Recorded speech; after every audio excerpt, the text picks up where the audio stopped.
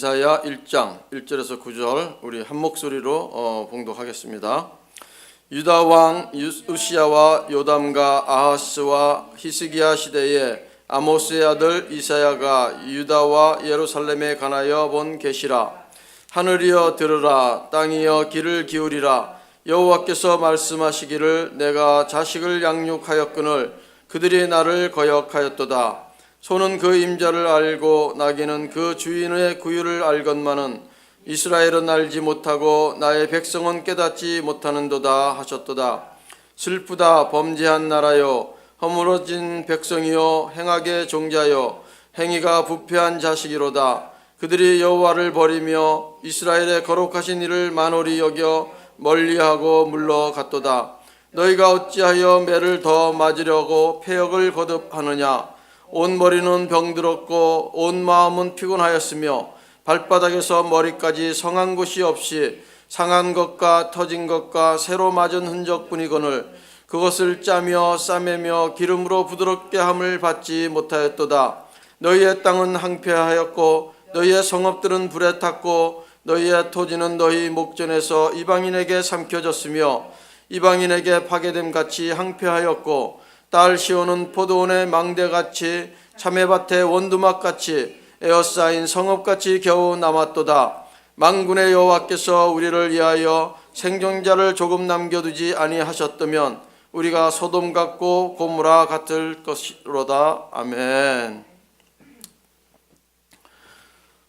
할렐루야. 오늘부터는 금요 기도회 때 이사야서를 살펴볼 것입니다. 우리가 새벽 기도회 때는 에스겔서를 살펴봅니다. 금요 기도회 때는 이사야서, 주일날은 로마서를 하게 됩니다. 그래서 오늘 이사야서를 보면 총 66장으로 구성이 되어 있죠. 이 이사야서에 그래서 보면 저자가 누구입니까? 이사야죠. 이사야인데 이 이사야는 보통 언제 활동을 했냐면 기원전 8세기 때에 활동을 했습니다. 주로 예루살렘에서 활동을 했죠. 그래서 이사야서를 저자가 이사야다 이렇게 보는 대부분 이렇게 봅니다. 그런데 문제는 뭐냐면 이사야서의 문체와 이런 내용들을 보면 조금씩 차이가 있다는 것을 지적을 합니다. 그래서 적어도 저자가 3명은 있었을 것이다 이렇게 얘기를 합니다. 왜냐하면 1장에서 39장까지는 이사야가 썼다고 우리가 볼 수가 있어요. 왜냐하면 이스라엘의 그 멸망되는 그런 가정을 썼기 때문에 그렇습니다. 그런데 이 40장부터 55장까지는 어떤 내용이 나오냐면 이제 6세기 때의 얘기가 나와요. 그러니까 이 이사야가 8세기 때 사람이 아닙니까? 8세기의 사람이었기 때문에 6세기의 일을 과연 이사야가 어떻게 알고 썼겠느냐 이거죠. 뭐 하나님께서 계시로 보여줘서 다 했으면 쓸 수는 있겠지요. 하지만 그 내용으로 봤을 때는 분명 다른 분이 썼을 것이다 이렇게 추측을 하는 것입니다. 그런가 하면 이 56장부터 66장까지는 또 어떤 내용을 담고 있냐면 이 포로로 갔던 이스라엘 백성들이 돌아와 가지고 팔레스타인에서 살아가는 모습들을 쓴 내용들입니다. 그렇기 때문에 이때는 또 그때 포로에서 돌아왔던 그 분이 썼을 것이다 이렇게 추정을 하게 되는 것이죠. 참 이 이사야서는 보면 신기한 것도 66장까지 있어요. 그죠? 근데 신구약을 합치면 몇 권입니까? 66권이잖아요.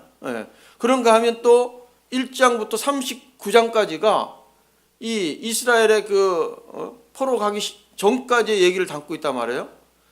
근데 또 1장부터 39권은 구약의 책 권수잖아요. 그죠? 그러니까 참 구약과 신약으로 나눠지는 듯한 느낌도 주는 것이 바로 이 이사야입니다.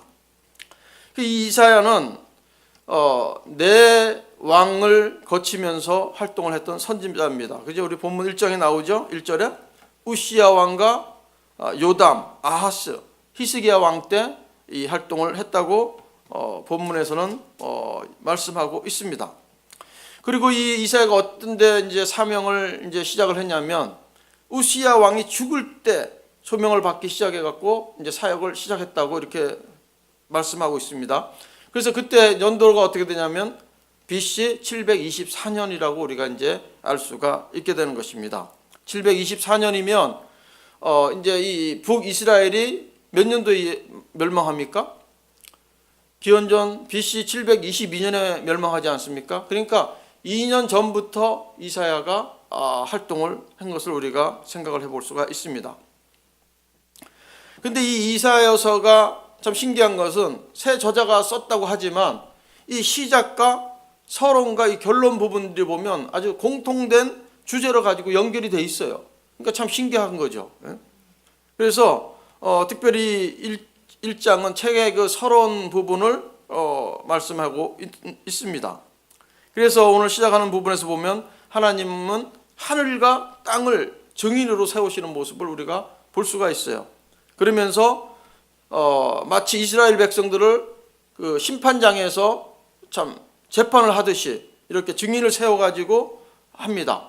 그런가 하면 이 마지막 부분, 이 이사야서의 마지막 끝부분에는 어떤 내용이 나오냐면 하나님은 이제 새 하늘과 새 땅을 창조하시고 구원받은 이 백성들로 하여금 영원히 살게 하신다는 그런 내용이 이제 마지막 후반부에 나오는 내용입니다.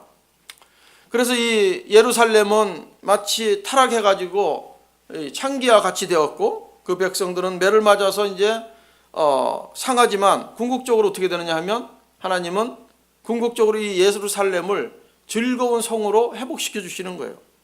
새로 창조하시고 그 백성들을 기쁨 가운데 인도하시는 분이라, 위로하시는 분이라, 이런 것을 바로 이사야서에 지금 강조하는 내용입니다. 그래서 하나님은 이 백성들이 이 제사와 절기를 거부하셨어요. 왜냐하면 그들이 범죄했고 우상 숭배로 하나님을 멀리했기 때문에 그들의 제사와 절기를 거부한 것이죠. 하지만 결국에는 어떻게 됩니까? 이 이스라엘의 절기와 예배가 회복되는 그런 내용입니다. 그러니까 다른 말로 얘기하면 이사야서는 이 죄와 심판으로 시작해가지고 창조와 구원으로 마무리되는 모습을 우리가 볼 수 있다는 것입니다. 그러나 우리가 기억해야 될 것은 뭐냐면 모두가 구원을 받는 것은 아니라는 사실입니다. 이 패역한 자들은 경고한 대로 최후의 심판을 받게 되는 것이 바로 이사야서의 또 내용이라는 것을 우리가 알아야 합니다. 그래서 오늘 본문 내용은 이사야서의 서론으로서 이제 전체 주제와 이렇게 흐름을 제시해주고 있습니다. 그래서 저자는 그 이스라엘의 그 배역과 하나님의 심판 그리고 심판 이후에 있을 궁극적인 회복에 대해서 예언하고 있는데 특별히 이제 1장과 9절은 1절에서 이제 9절은 이스라엘 백성의 죄에 대해서 아주 엄정한 벌을 내리시는 것을 설명해주고 있습니다. 자, 우리가 이제 살펴보면 참 이 이스라엘이 참 여러 번에 걸쳐서 많은 침략을 당했죠. 근데 이런 여러 번의 그런 침략을 당하게 된 것은 하나님이 약해서 그렇습니까? 그것은 아니죠. 그죠? 예. 왜냐하면 이 패역한 백성들에게 하나님께서 징벌로 그렇게 허락하셨다고 성경은 말씀해 주고 있습니다. 그런데도 신기하게도 항상 그 남은 자를 남겨두세요. 완전히 멸망해갖고 포로로 가고 없는 것 같지만 이스라엘이 완전히 없어진 것 같지만 그래도 그 남은 자를 통해서 하나님께서는 또 하나님의 역사를 또 이루어 가시는 거예요. 예. 그런가 하면 이제 신약시대의 성도들은 어떻습니까? 예수 그리스도를 믿음으로 해서 새 언약 백성이 하나님의 자녀가 되지 않습니까? 이것은 전적으로 하나님의 사랑과 예수 그리스도의 은혜로 이루어지는 것입니다. 하지만 새 언약 백성이 되었다 그래갖고 책임이 없는 것이 아니죠. 책임이 분명히 있습니다. 우리가 그 책임을 다해야 되는 것은 구원을 얻기 위해서가 아니라는 것을 우리는 기억해야 돼요.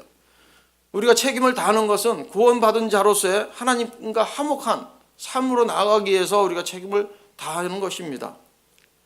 그렇기 때문에 우리는 하나님을 늘 가까이 하고 그의 말씀에 순종해야 되는 그런 삶을 살아서 하나님께서 기뻐하는 그런 성도가 되기를 축복합니다. 오늘 말씀의 제목이 무엇입니까? 주께로 돌아가자입니다. 주께로 돌아가자. 주께로 돌아가는 것이 무엇입니까? 다른 말로 표현하면 회개하자 하는 것이죠. 회개하자. 네. 하나님은 이 망하는 길로 가는 이스라엘을 보고 가슴 아파하시는 모습을 오늘 본문을 통해서 우리가 볼 수 있습니다. 그래서 징계를 내리시더라도 하나님께서 망하는 길에서 돌아서기를 원하시는 거예요. 하나님의 심정이에요. 그것이 바로 부모의 심정 아닙니까? 그래서 오늘 본문에서도 그 부모의 심정이라는 것을 표현해주고 있습니다. 하나님을 거역하는 인생은 망하는 인생입니다. 하나님의 백성이라고 하면서도 망하는 인생을 살고 있지 않은가, 우리는 이 이스라엘 백성들의 모습을 보면서 한번 우리 모습을 돌아봐야 합니다. 회개는 죄의 길에서 분명히 돌아서는 것을 의미합니다. 회개는 죽어가는 영혼을 다시 살게 하지요. 그래서 주께로 돌아간다는 것은 회개한다는 것입니다. 그러므로 우리는 주께로 돌아가야 합니다. 첫째로 주께로 돌아간다는 것은 어떤 의미를 가지고 있을까요? 거역의 길에서 돌아서는 것을 의미합니다. 주께로 돌아간다는 것은 우리의 마음이 주님을 멀리 떠났다는 것을 의미하지요. 우리는 죄에서 자유케 하기 위해서 우리 주님은 십자가에서 피를 흘리고 죽으셨습니다. 그런데 우리가 주님과 동행하지 아니하고 주님이 원하시는 것보다 내가 원하는 대로 살아간다면, 우리가 죄악 가운데서 살아간다면 우리의 인생은 실패한 삶이 될 것입니다. 주께로 돌아간다는 의미는 말씀을 멀리 했던 우리의 삶이 이제는 그분의 말씀을 따라 살아가는 것을 의미합니다. 말씀으로 돌아오는 것입니다. 이스라엘은 하나님의 말씀을 듣고도 망하는 길로 가고 있었습니다. 그래서 이사야 선지자는 외치고 있지 않습니까? 2절을 한번 보세요. 2절에서 이렇게 말씀합니다. 하늘이여 들으라, 땅이여 귀를 기울이라. 여호와께서 말씀하시기를 내가 자식을 양육하였거늘 그들이 나를 거역하였도다. 내가 자식을 양육하였는데 그들이 말을 안 들었다는 겁니다. 그들이 떠나갔다는 얘기죠. 이스라엘은 지금 망해가고 있습니다. 망하는 길로 가고 있는 거죠. 이제 2년만 있으면 북이스라엘은 완전히 아수르한테 멸망을 당하고 없어져 버립니다. 영원히 역사 속에서 북이스라엘에서 더 이상 나오지 않아요. 그래서 하나님께서는 이 이사야를 통해서 하나님의 말씀을 듣지 않는 이스라엘 백성들에게 다시 말씀을 주시는 것입니다. 그런데 문제는 무엇입니까? 이 이스라엘 백성들은 하나님의 말씀을 들어도 순종하지 않았다는 것입니다. 수없이 많은 하나님의 말씀을 귀로만 듣고 다 흘려버린 거예요. 실천하지 않았습니다. 말씀을 따라서 살지 않았습니다. 우리는 하나님의 백성입니다. 하나님의 백성은 하나님의 말씀대로 살아야 되는 것이죠. 그죠? 그래서 신약 성경에서도 그렇게 말씀하고 있지 않습니까? 마태복음 4장 4절에 보면 사람이 떡으로만 살 것이 아니요 하나님의 입으로부터 나오는 모든 말씀으로 살 것이라 하였느니라. 우리는 밥을 먹어야 살 수 있습니다. 그러나 밥을 먹고 살아도 망하는 길로 가고 있다면 그것은 진정으로 사는 길이 아니죠. 하나님은 우리가 진정으로 살기를 원하시는 것입니다. 우리가 진정으로 사는 길은 우리의 생각대로 가는 것이 아니라 하나님의 말씀대로 가는 것입니다. 그래서 주께로 돌아간다는 것은 말씀으로 돌아오는 것을 의미합니다. 자, 두 번째로는 주께로 돌아간다는 의미는 무엇입니까? 배은 망득의 길에서 돌아서는 것입니다. 배은 망득했습니다. 이 이스라엘 백성들은 배은 망득했어요. 왜냐하면 하나님은 이스라엘의 아버지셨습니다. 아버지셨죠. 그죠? 그래서 늘 자녀를 사랑하듯이 하나님께서는 이스라엘에게 한없는 은혜를 베푸셨어요. 그 강약기를 생각해 보세요. 그죠? 먹고 입히고 40년 동안 그들이 무슨 일을 했습니까? 아무것도 안 했어요. 그들은 농사도 안 지었습니다. 하지만 하나님께서 그들을 다 먹이셨어요. 아버지가 자식을 먹이듯이 다 먹이신 것입니다. 그러나 이 이스라엘은 어떻습니까? 그런 하나님의 사랑을, 하나님의 은혜를 잊고 살았습니다. 그래서 이 이사야는 남유다의 그런 내왕을 섬기면서 60년 동안 활동한 선지자 아닙니까? 그래서 이 종교적으로 타락한 북이스라엘을 향해서 그 망하는 것을 다 봤습니다. 아수르에게 망하는 걸 다 봤어요. 그래서 이 남유다도 마찬가지로 그런 상황에 이제 놓여 있게 되는 것을 안 것입니다. 그래서 남유다는 이제 선택을 해야 합니다. 과연 북이스라엘 같이 멸망의 길로 갈 것인가, 아니면 북이스라엘의 그 멸망을 보면서 타산지석으로 삼아서 순종의 길로 갈 것인가. 그것을 바로 이사야는 계속해서 외치는 것이죠. 이제는 북이스라엘의 길로 가서는 안 된다. 돌아와라. 순종의 길로 나와오라. 배은망덕의 길에서 돌아서라는 것입니다. 그러나 남유다도 어떻게 됐습니까? 종교적으로 변질되었고 타락에 빠지고 말았습니다. 그러자 하나님은 진도하신 거예요. 진도하셔서 아까 2절을 우리 읽었죠. 이제는 하늘과 땅을 증인으로 세워서 남유다를 심판하시겠다고 지금 말씀하고 있는 것입니다. 하나님은 이스라엘을 자식처럼 아끼고 은혜를 베풀었지만 백성들은 배은망덕하게 행동했습니다. 우리 3절을 한번 다시 보실까요? 3절을 보시면 소는 그 임자를 알고 나귀는 그 주인의 구유를 알건만은 이스라엘은 알지 못하고 나의 백성은 깨닫지 못하는도다 하셨도다, 이렇게 얘기하고 있어요. 여기서 보면 이스라엘은 알지 못하였다 이렇게 얘기해요. 이스라엘은 알지 못했다. 이 알지 못했다, 이 안다는 이 단어가 무슨 의미냐면 단지 뭐 지식적으로 이렇게 아는 것이 아니라는 것입니다. 이것은 뭐냐면 안다는 것은 인격적으로 서로 만나서 사람을 알듯이 그런 친밀한 관계를 통해서 알게 되는 것을 바로 내포하는 단어입니다. 그래서 여호와를 안다는 것은 뭐냐면 우리가 신앙생활을 하면서 이런 관계를 맺으면서 알게 되는 것을 의미하는 거예요. 그런데 이 이스라엘 백성들은 그것을 못했다는 것입니다. 마치 이것은 뭐냐면 그 애굽의 바로 왕이 있지 않습니까? 이 바로 왕이 여호와를 알지 못해 가지고 어떻게 합니까? 이스라엘 백성들을 내보내라고 하는데도 내보내지 않았습니다. 하나님의 명령을 무시해요. 왜? 하나님을 여호와인 줄로 알지 못하기 때문에 그런 거죠. 그래서 하나님은 어떻게 하십니까? 하나님을 알게 해주시려고 아주 큰 권능으로 애굽을 치시지 않습니까? 10가지 재앙을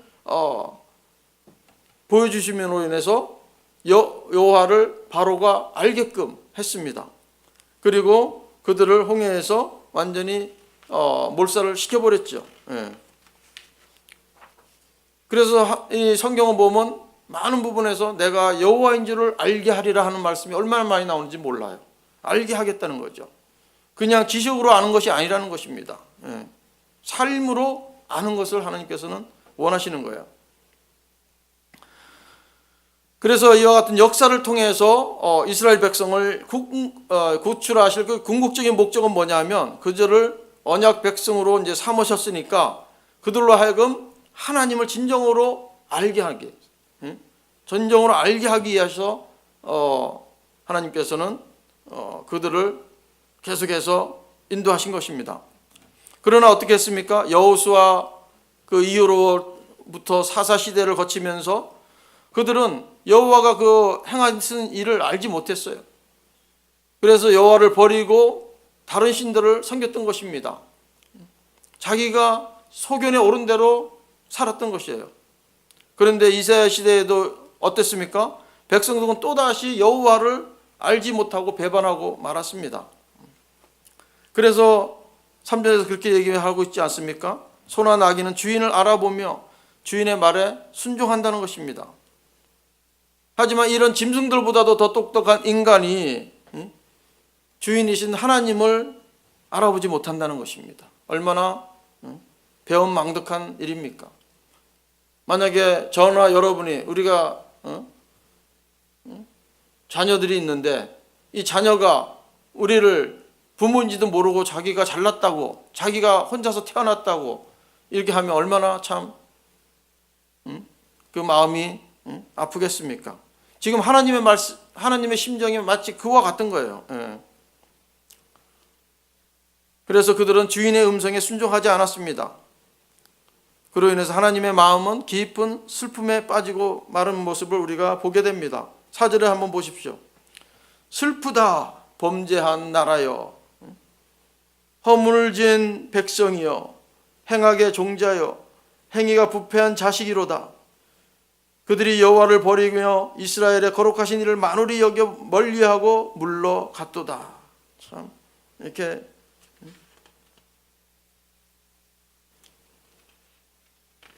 그 참 하나님께서 이 이스라엘들의 백성의 그 죄를 드러내기 위해서 참 7가지나 지금 얘기하지 않습니까? 슬프다 그러면서 범죄한 나라요, 허물어진 백성이요, 행하의 종자요, 행위가 부패한 자식, 여호와를 버리며 거룩한 신을 망리로 여기며 멀리하고 물러갔도다. 7가지를 쓰면서 그들의 죄악을 언급하고 있습니다. 자, 여기서 우리가 보면 하나님께서는 이스라엘 백성을 향해서 뭐라 그럽니까? 만홀히 여겼다 이렇게 얘기하고 있어요. 만홀히 여겼다. 그러니까 이 말씀은 단지 뭐 소홀히 여겼다 이 정도가 아니에요. 그냥 대놓고 업신여겼다, 경멸했다 이런 뜻을 가지고 있는 단어가 바로 이 단어입니다. 그리고 또 어떻게 했습니까? 멀리했다. 멀리했다는 이 단어는 어디서 나오냐 하면 이런 외인들, 이방인들, 이런 이방인들에 대해서 그런 단어에서 어원이 나온 말이 바로 멀리했다는 말입니다. 그러니까 이 관계를 멀리했다는 얘기예요. 관계를. 그 당시에 이스라엘 백성들이 이방인들하고 멀리하지 않습니까? 도대체 같이 밥 먹는 것도 하지 않았던 그런 사람들이 아닙니까? 이방인들을 멀리하는 거예요. 그러니까 아주 하나님을 이 사람 언약 관계를 무시해버리고 이방인을 대하듯이 이렇게 멀리했다는 것을 우리가 알 수가 있습니다. 참 이 백성들은 존재의 정체성을 완전히 상실했습니다. 그것이 바로 무엇입니까? 그것이 바로 죄악이고 타락이죠. 주인을 인정하지 않는 것과 주인의 음성을 듣기를 거부하는 것은 바로 죄악입니다. 그래서 우리는 늘 하나님이 우리의 주인이심을 인정해야 합니다. 음성 듣기를 즐겨야 돼요. 그것이 바로 복 있는 자이며 하나님의 자녀인 증거가 되는 것이에요.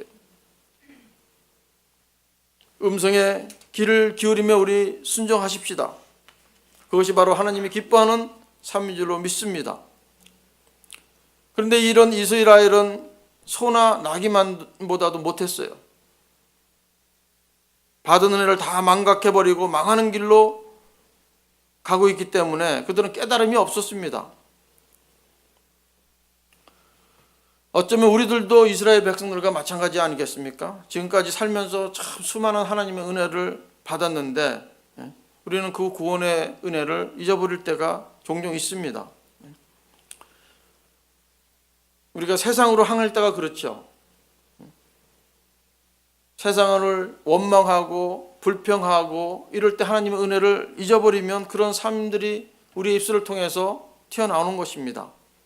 그러나 우리가 기억해야 할 것은 뭐냐면 그런 원망과 불평이 튀어나오면 그 삶은 머지않아 무너진다는 것을 우리는 기억해야 합니다. 그래서 우리가 불평하지 말라, 원망하지 말라는 것이 거기에 있는 거예요.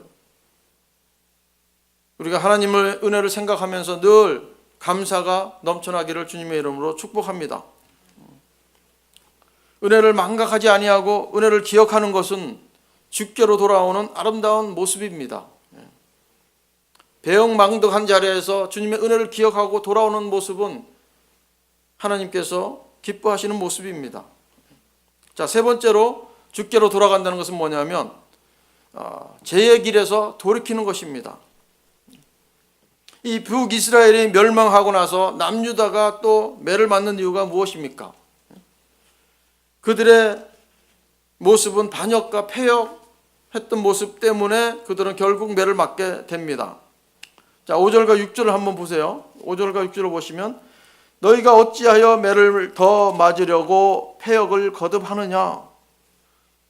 온 머리는 병들었고 온 마음은 피곤하였으며 발바닥에서 머리까지 성한 곳이 없이 상한 것과 터진 것과 새로 맞은 흔적뿐이거늘 그것을 짜며 싸매며 기름으로 부드럽게 함을 받지 못하였도다. 이렇게 말씀하고 있습니다.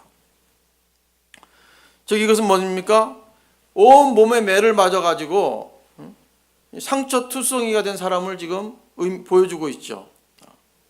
그런데 이 6절에서 매 맞은 상처를 세 마디로 표현을 하고 있습니다. 세 마디. 어떤 단어입니까? 6절로 보세요. 그 상한 것, 그 다음에 터진 것, 새로 맞은 흔적. 이렇게 세 가지를 언급해주고 있어요. 상한 것이 무엇입니까? 상한 것은 맞아가지고 멍들어서 상처를 난 것을 의미합니다. 그런가 하면 터진 것은 뭐예요? 채찍 같은 것으로 맞아가지고 살이 터진 상태입니다. 살이 터진 거예요. 그리고 새로 맞은 흔적은 무엇입니까? 새롭게 상처가 또 났다는 거죠. 막 터져가지고 피를 흘리고 있는 상처를 의미하는 것이 바로 이 세 단어가 의미하고 있습니다. 이렇게 여러 가지 그 상처의 그 다양한 그런 단어들을 묘사함으로써 이 저자는 어떤 것을 의미하고 나타내주고 있습니까? 이 이스라엘 백성들이 당할 그 심판의 그 비참함이 얼마나 아프고 고통스러운가를 보여주는 표현들이에요. 근데 이 더 불행한 것은 뭐냐면 이 상처를 우리가 입었으면 상처를 치료를 해야 되잖아요. 그죠? 치료를 해야 되는데 치유도 받지 못한다는 것이 더 이스라엘 민족에게는 아주 비참함을 더해주고 있습니다. 그 비참함을 보면 어떻게 얘기하냐면 또 6절 마지막 부분에 있지 않습니까? 짜며 싸매며 기름으로 부드럽게 함을 받지 못하였다. 이렇게 얘기하고 있어요. 짠다는 건 뭡니까? 이 상처를 입어갖고 멍들고 이 골맞던 부분들을 짜는 거 아닙니까? 짜야 이게 회복이 되죠. 그죠? 그 다음에 싸매며 이 터진 것, 아까 채찍을 맞아갖고 터졌다 그랬잖아요. 살이 찢어졌다 그랬지 않았습니까?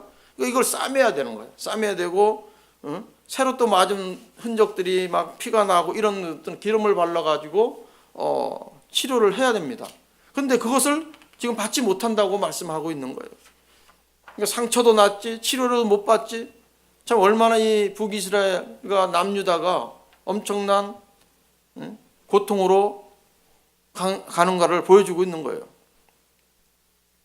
그러니까 이 북이스라엘 멸망과 남유다의 고통은 이렇게 우연히 일어나는 것이 아니라는 것을 우리는 알아야 합니다.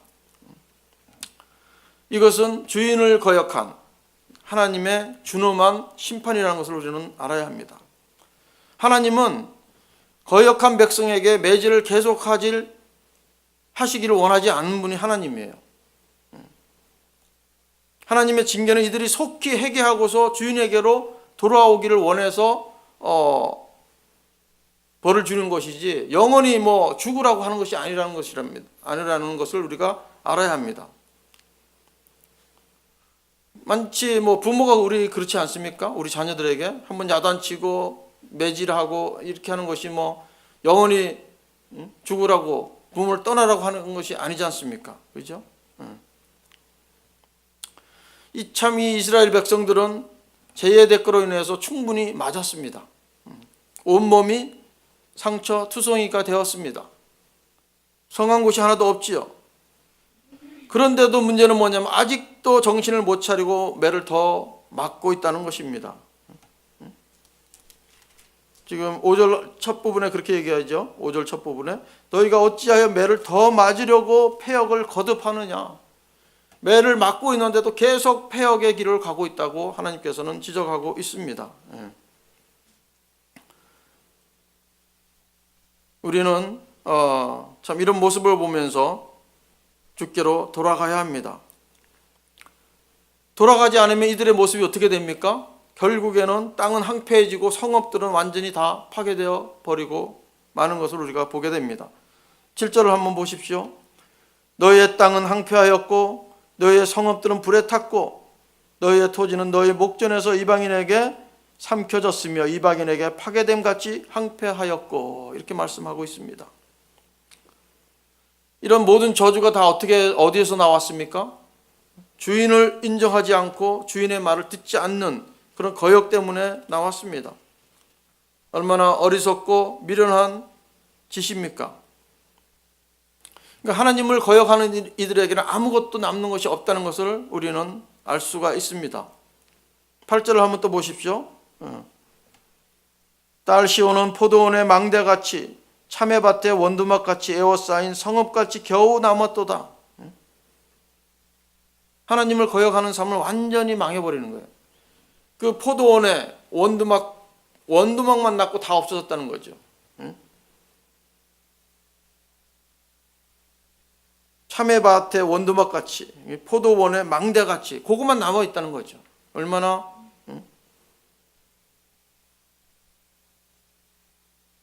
얼마나 비참합니까? 얼마나 외롭습니까? 우리는 이런 이스라엘 모습을 보면서 잘못된 길을 해서 돌아서야 합니다. 돌이켜야 합니다. 우리는 주께로 돌아가야 합니다. 이렇게 예배의 자리에 나와 있는 것 바로 주께로 돌아온 중근 걸로 저는 믿습니다. 예배하지 않는 자리에 있는 많은 사람들이 있습니다. 모두 주께로 돌아가야 합니다. 예배 자리로 나와야 합니다.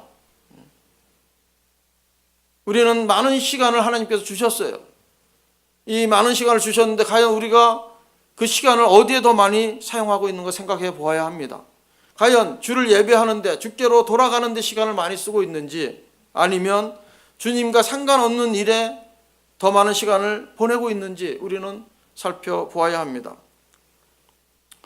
만약에 우리가 더 많은 시간을 세상에 더 보내고 있다면 우리는 회개해야 합니다. 우리는 돌아서야 합니다. 더 많은 시간을 보내고 있다는 것은 우리 주님을 잊어버리고 사는 시간이 더 많다는 얘기입니다. 마치 이스라엘의 그 비극이 주인을 버려서 그들이 받은 그 심각한 그런 심판이 있었던 것 같이 주인을 버린 백성의 삶은 결국 망하고 무너지고 만다는 것을 우리는 기억하면서 돌아와야 합니다. 하나님을 떠난 인생은 절대로 형통할 수 없다는 진리를 우리는 잘 알고 있습니다.